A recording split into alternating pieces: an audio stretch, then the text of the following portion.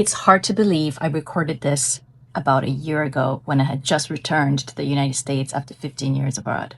So much has happened since. This was before the election, but generally, most of the advice still holds. I think that after 15 years, I was ready for a change. Got over the really hot weather. Unbearably hot, where we had some days where we just didn't want to go outdoors for a certain part of the day. It's just one of many, many things. Energy being super expensive, electricity in the Caribbean is insane.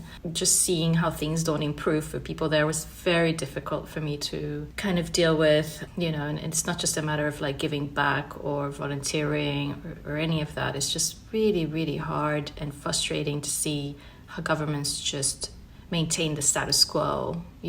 People want to leave, and I get it. And you could say that to some extent as well in the United States, but there are many things that I think people take for granted here. I think that you just have to make a decision for yourself as to what works for you at a particular time in your life. And if you've always wanted to go abroad and, live remotely, lower your expenses, lower your stress and all of that, or you think it's going to do for you, by all means, do it. But pick places responsibly of where you're going. See what it's like there for, communities, for BIPOC communities, and whether your presence will either add or subtract in some way, shape, or form. And if it's a place that's saturated already with foreigners, I would avoid doing that, unless you're in a very touristy area and it's mostly like resorts and stuff. It's there anyway.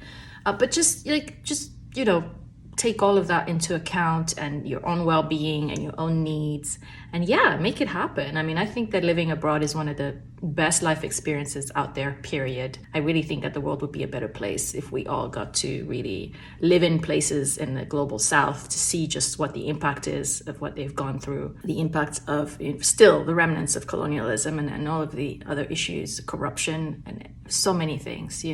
I think that we would have more understanding and less privilege, less sort of, I don't know, just this privilege that tourists carry when they go abroad. I think there would be less of that if we all got a chance to really live abroad and understand the difficulties that many people face around the world, and that we really are just the 1% that get to travel for leisure and get to decide that we're going to live somewhere else.